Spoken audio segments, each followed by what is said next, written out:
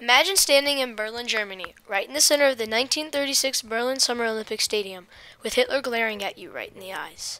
This wasn't a dream for Louis Zamperini, it was reality. Louis enlisted in the Army Air Corps where his B-24 Liberator crashed in the Pacific. Only 3 survived. They floated for 47 days, but after being captured by the Japanese, he was sent to Execution Island, where he was classified as a prisoner of war.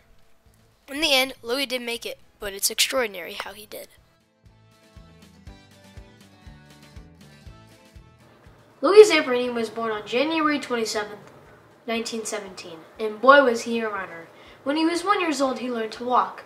One day, his mother, Louise, was looking around for a young child, but instead, she saw him bolting out the door.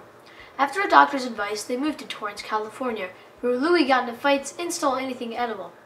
At age 11, Louis built a fortress in a tree with an apple cannon that would send the neighborhood girls flying. After a policeman told Louis to use his lightning-fast legs for something else, he took up running in high school.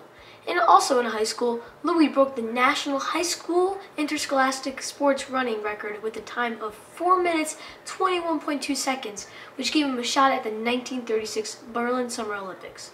He was the only Olympian on record who shook Hitler's hand. When he ran the fastest lap in the 5,000 meter, 56 seconds, he had his heart set on the 1940 Olympics in Japan. But there were none. In late 1941, America was at war with Japan and the Axis powers. Louis was sent to Wake Island, 2,400 miles away from Midway. He was assigned a B-24 Liberator, which the crew was not happy about. It's a flying coffin, someone said.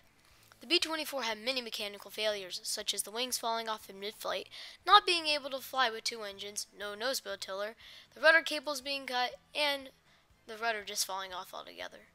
The crew was hoping for a bigger Boeing B-17. However, the crew lived with it. On May 27, 1943, the unairworthy B-24, nicknamed the Green Hornet, lifted off the runway at Wake and feathered into the air. 6 hours later, they were nowhere to be found. The Pacific Ocean was a jumble of bomber remains, the lifeblood of the plane, the oil, the hydraulic fluid, and some 1,000 gallons of fuel slopped about on the surface. The Green Hornet was now one of the somewhat 3,000 B-24s that lay miles under the ocean. The only thing Louis could see was blue and black. As he sunk further in the ocean, he passed out.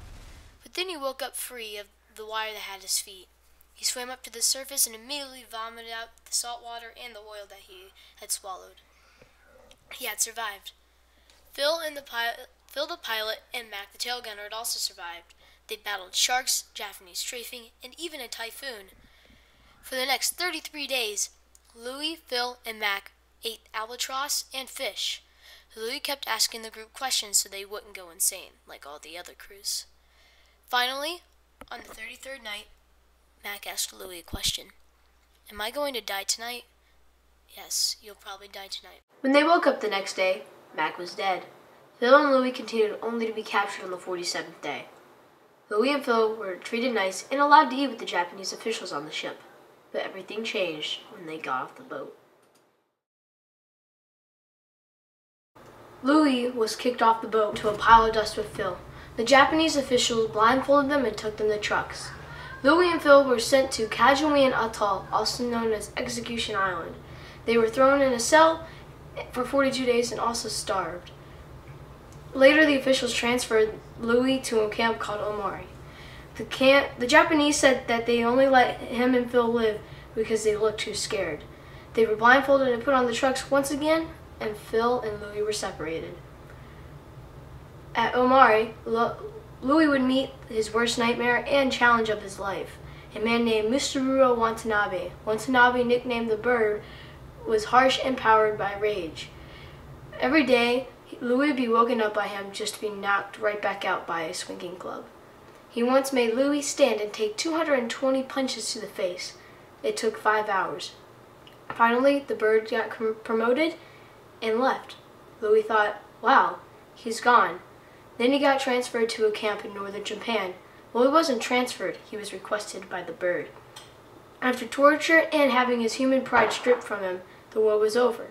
He was shipped out in mid-1945 where he met Phil again. Louis and Phil, who once weighed 170 pounds each, weighed 70.